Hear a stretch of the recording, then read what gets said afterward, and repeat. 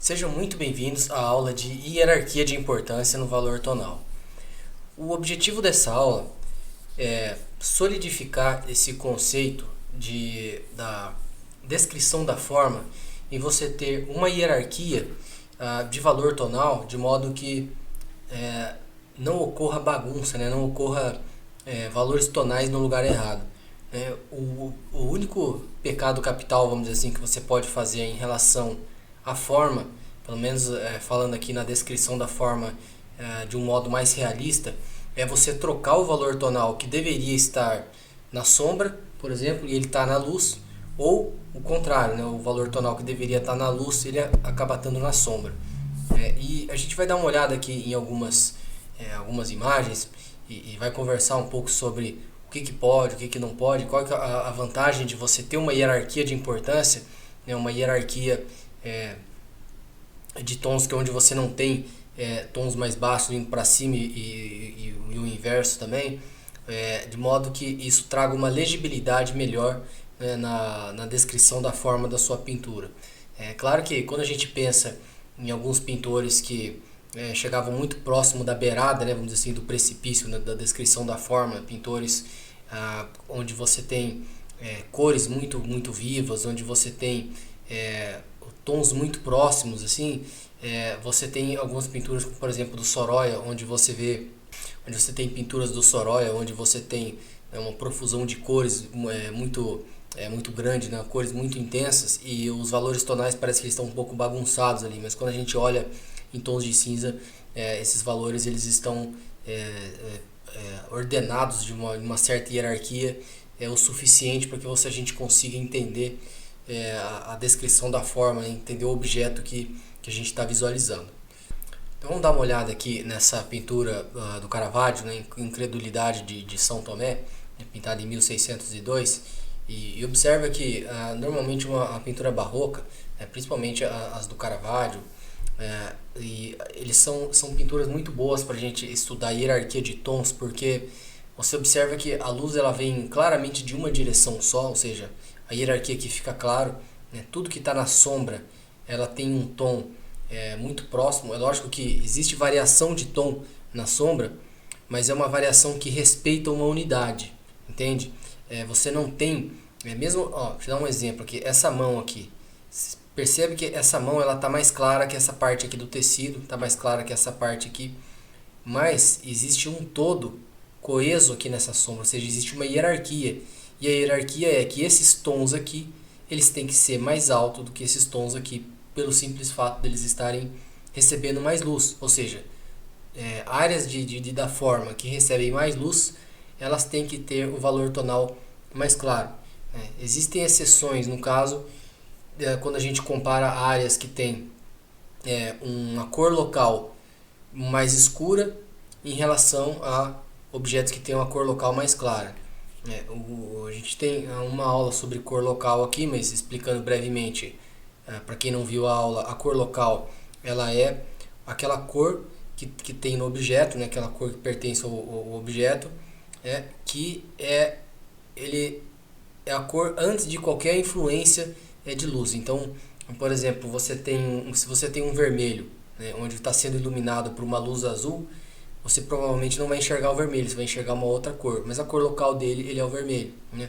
Um objeto reflexivo também, a gente pode ter um objeto reflexivo que está recebendo luz do céu, está refletindo aquela luz do céu, então a gente vai enxergar um esbranquiçado, um azul, né? O que está sendo refletido ali, mas a cor local ela continua sendo vermelho, apesar dela estar refletindo outra cor.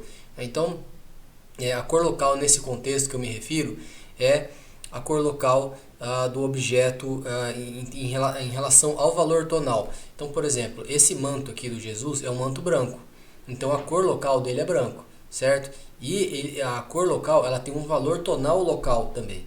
Então, esse valor tonal, por ser branco, por ser claro, ele tem um valor tonal claro. E esse manto aqui, que ele é mais escuro, ele tem uma cor local, um valor tonal dele mais escuro. Então você observa que aqui, onde a gente tem aqui esse pedacinho do manto que dá pra ver, né, em relação a esse manto aqui, olha, observa como que esse cinza aqui, ó, ele é mais escuro que esse aqui, ó. E tá os dois na luz, ó. Esses dois pedaços aqui, eles estão pegando luz, mas os dois estão com cinzas diferentes, vamos dizer. Esse aqui tá mais claro, esse aqui está mais escuro, né? Então, é claro que respeitando a cor local, né? Sendo essa cor local aqui mais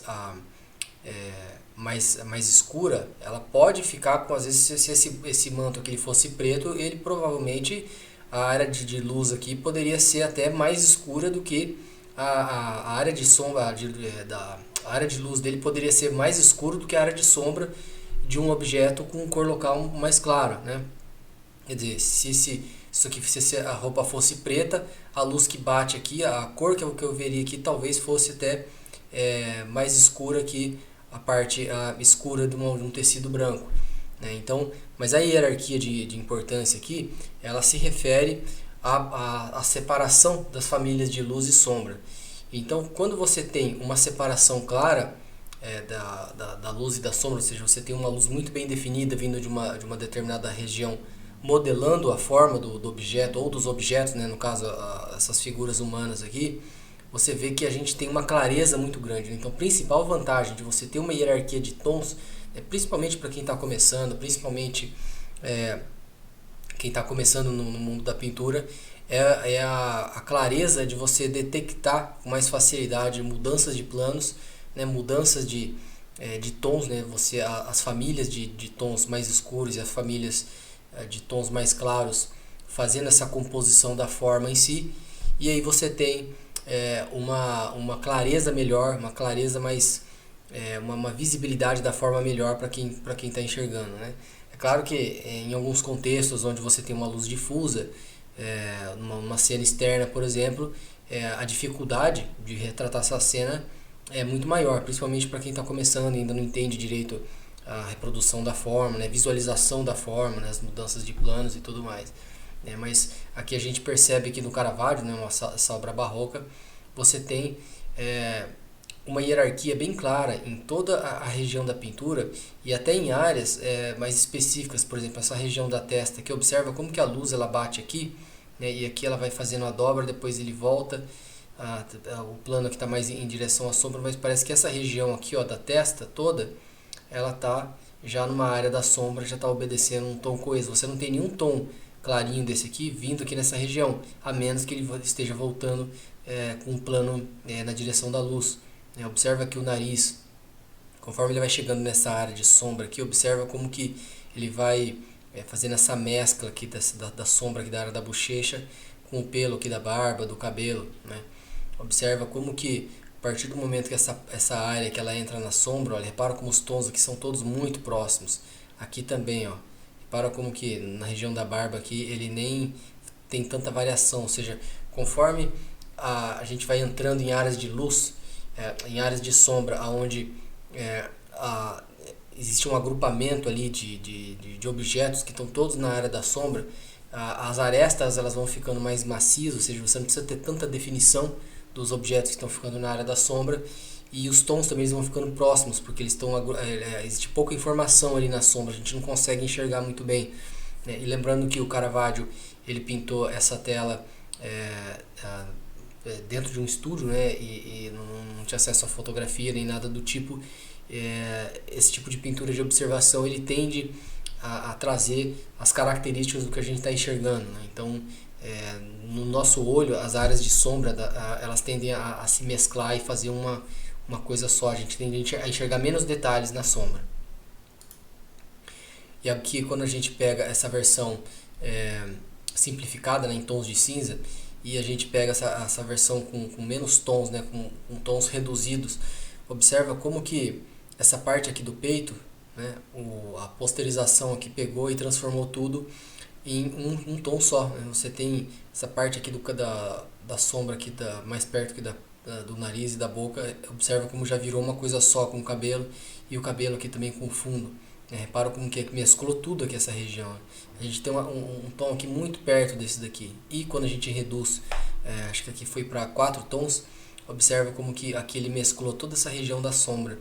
E outra coisa interessante de observar aqui é como que mesmo reduzindo bastante para 3, 4 tons aqui, ainda assim a gente consegue enxergar e ler essa imagem muito bem, né? Observa que a gente consegue enxergar aqui as feições faciais, né? A gente consegue enxergar a mão, né?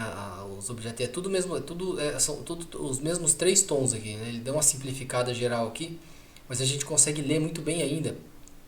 Observa como que aqui na ponta da orelha, onde está pegando a luz, né, como ele aplicou os tons mais altos, aqui na região da testa, olha como ele separou, aqui a luz bate, olha como ele separou aqui, ó, 1, 2, 3, 4 tons, fora o preto, né?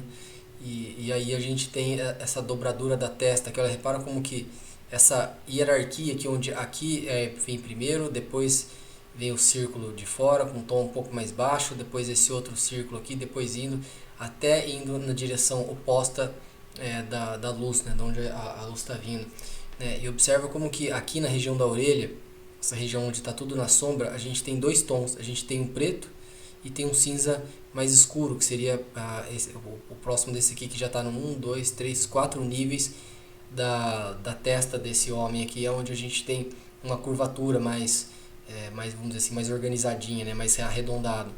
Então, quando a gente tem essa hierarquia de tons, né, a pintura ela fica mais fácil, ela fica mais legível, né? Então, principalmente quando você trabalha com uma iluminação um ponto mais definido, a hierarquia ela praticamente ela constrói, né, a leitura visual todas em tons, né? Dizem que o valor tonal ele faz todo o trabalho, mas a cor ela leva todo o crédito, né? Isso aqui é a prova disso, porque você vê que a gente não tem cor nenhuma aqui e a gente tem poucos tons, mas esses tons eles estão organizados numa hierarquia, né, de importância, que é onde o que está virado para a luz recebe os tons mais claros. Temos aqui praticamente 3 tons mais claros, né, e um escuro com o preto, né, 2 escuros, né, seriam 5 tons no total. E repare que como esses 5 tons aí a gente consegue ter uma descrição de uma cena super complexa, né, com 4 figuras aqui, né, e detalhe aqui de ruga na testa, olho, nariz, né, e tudo.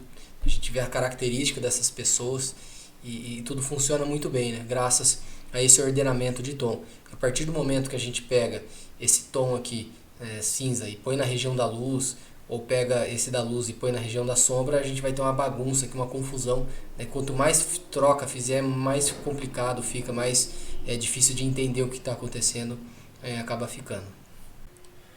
Bom, então para solidificar esse conceito da importância de hierarquia de tons, eu vou mostrar 2 exemplos bem práticos aqui para a gente ver como que sem a hierarquia de tons a forma fica bastante bagunçada.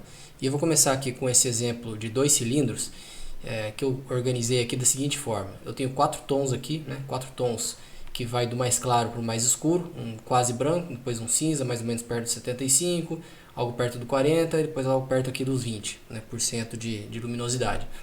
Então eu vou fazer o seguinte, eu vou pegar esse primeiro tom aqui, eu vou usar o conta-gotas aqui e vou copiar essa cor e eu vou colar usando o baldinho de tinta aqui no Photoshop, ele vai preencher toda essa área fechada aqui.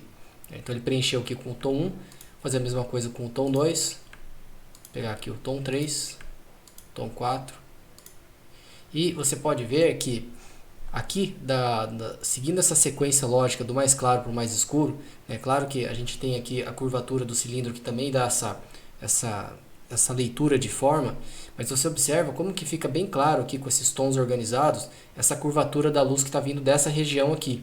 E aqui nesse cilindro da direita, eu coloquei os valores aqui de forma mais aleatória, então ao invés de começar com o tom 1, 2, 3 e o 4, eu comecei do 2, fui direto para o 4, depois eu voltei para o 3 e voltei para o 1. Então vamos ver como é que ele fica aqui. Vou pegar o 2, vou pegar o 4, o 3 e o 1. Você observa aqui que como o 1 ele é menor que o 3, a gente já tem a transição daqui para cá, mesmo que seja mais brusca de tom, a gente entende que está vindo uma luz daqui. E aqui, como esse 4 aqui, ele é mais escuro que o 3, a gente tem uma sequência de transição aqui, mas ela não é tão fácil e tão visualmente legível como um tom que está organizado de acordo com a curvatura da forma, de modo que você não tenha tom muito brusco e desordenado. Porque aqui a gente tem o 2, que deveria estar aqui, mas ele está aqui no canto, que sugere para a gente que também está vindo uma luz dessa região aqui. E quando a gente tem esse tipo de situação assim, de tons desorganizados, a leitura da forma ela não fica impossível, dependendo da forma como os tons eles estão organizados, mas não fica de uma leitura mais fácil, né? Então quem está começando, eu realmente recomendo que dê bastante atenção para a hierarquia de tons, porque ele vai evitar bastante problemas bastante comuns na questão da descrição da forma. Um outro exemplo que a gente tem aqui de uma cabeça 3D com baixa contagem de polígono, e você observa que aqui a gente consegue enxergar essa leitura da forma da cabeça de modo muito mais fácil e mais coerente, né? Você tem uma iluminação vindo aqui, essa parte aqui ela está praticamente inteira na sombra, a gente tem uma luz bem fraquinha vindo aqui dessa direção que está iluminando esses planos aqui, mas tudo de uma forma geral está bem coeso. Você vê que como a luz ela vem de cima, essa parte aqui do lábio fica na sombra, essa parte aqui fica na luz, essa parte na sombra, essa parte na luz, essa parte na sombra, né? Que dá bem a descrição aqui da região dos lábios.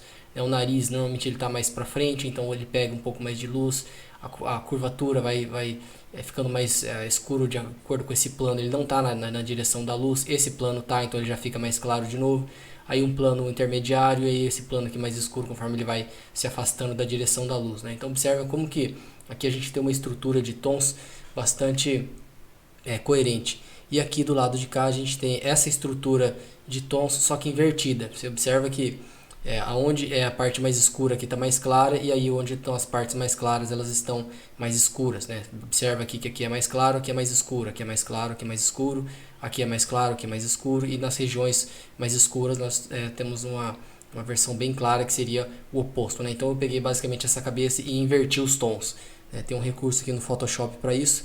E então você observa como que a gente ainda consegue perceber a cabeça, consegue perceber porque a gente tem alguma separação aqui, tem um desenho, tem outros indicativos visuais que mostram para a gente ter uma leitura visual. Mas a hierarquia de tons aqui, ela não é meio difícil de entender o que está acontecendo aqui.